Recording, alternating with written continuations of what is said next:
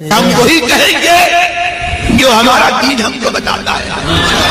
عمل کرو تو تمہارا بھلا ہے۔ حضرت ابو سعید خدری رضی اللہ تعالی عنہ سے روایت ہے کہ حضور نبی کریم صلی اللہ تبارک و تعالی علیہ وسلم نے ارشاد فرمایا کہ تم سے پہلے لوگوں میں ایک آدمی تھا جس نے 99 قتل کیے تھے، پھر اسے توبہ کا خیال آیا تو اس نے روئے زمین پر موجود سب سے زیادہ علم رکھنے والے کے بارے میں جستجو کی، تو کسی نے اسے ایک عابد کے پاس بھیج دیا۔ وہ اس عبادت گزار کے پاس پہنچا اور پوچھا کہ کیا میری توبہ ہو سکتی ہے؟ تو اس نے جواب دیا کہ نہیں، تو اس آدمی نے اسے بھی قتل کر دیا۔ اس طرح اس کے 100 قتل پورے ہو گئے۔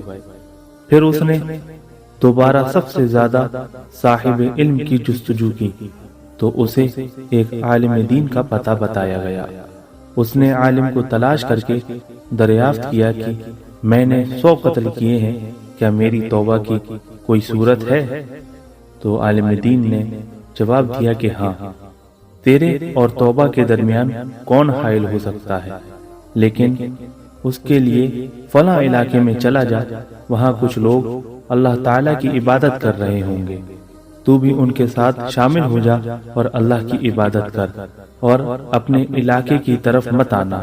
یہ برو کا علاقہ ہے، اسی لیے کہ اگر تم یہاں پر آؤ گے یا یہاں پر رہو گے تو پھر گناہ میں مشغول ہو جاؤ گے۔ یہ سن کر وہ توبہ کے ارادے سے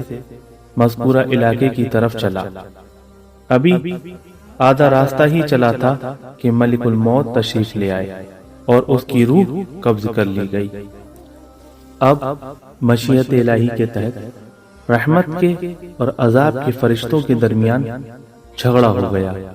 رحمت کے فرشتوں کا کہنا تھا کہ یہ شخص توبہ کے ارادے سے اس طرف آیا تھا، لہذا اسے ہم لے کر کے جائیں گے، جبکہ عذاب کے فرشتوں کا کہنا تھا کہ اس نے کبھی نیکی کا کوئی کام نہیں کیا، لہذا یہ ہمارے ساتھ جائے گا۔ ابھی یہ جھگڑا جاری ہی تھا کہ اللہ تبارک و تعالیٰ کے حکم سے ایک فرشتہ انسانی شکل میں آیا۔ ان فرشتوں نے اسے اپنے درمیان فیصلہ کرنے کے لیے کہا۔ اس فرشتے نے کہا کہ تم دونوں طرف کا فاصلہ ناپو، یہ جس علاقے سے قریب ہوگا اس طرف کے فرشتے اسے اپنے ساتھ لے جائیں گے۔ جب فاصلہ ناپا گیا تو وہ اس علاقے سے زیادہ قریب تھا کہ جس کا اس نے ارادہ کیا تھا، اور ایک روایت میں ہے کہ وہ نیک لوگوں سے ایک بارش قریب تھا، لہذا اسے انہی میں سے کر دیا گیا۔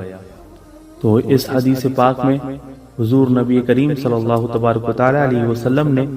گزشتہ زمانے میں ہونے والے ایک ایمان افروز واقعے کے ذریعے قیامت تک آنے والے مسلمانوں کو حصول ہدایت اور رہنمائی کی خاطر توبہ کی فضیلت، اللہ تبارک و تعالیٰ کی رحمت، نیک لوگوں کی مجلس اختیار کرنے کی اچھائی، بروں کی صحبت کی برائی،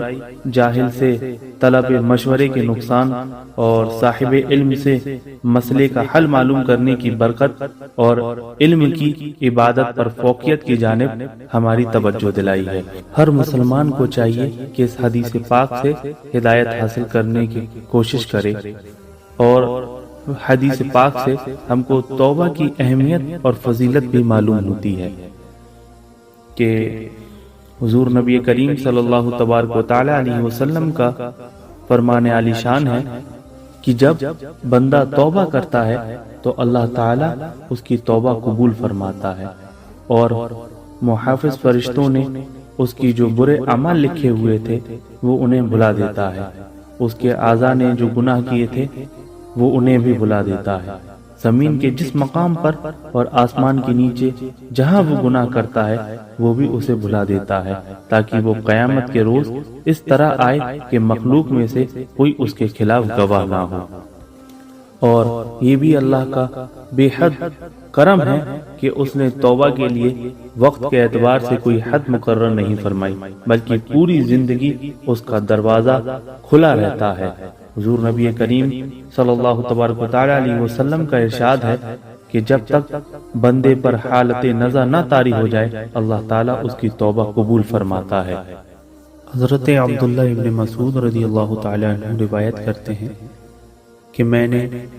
حضور نبی کریم صلی اللہ تبارک و تعالیٰ علیہ وسلم کو فرماتے سنا کہ اللہ تعالیٰ کو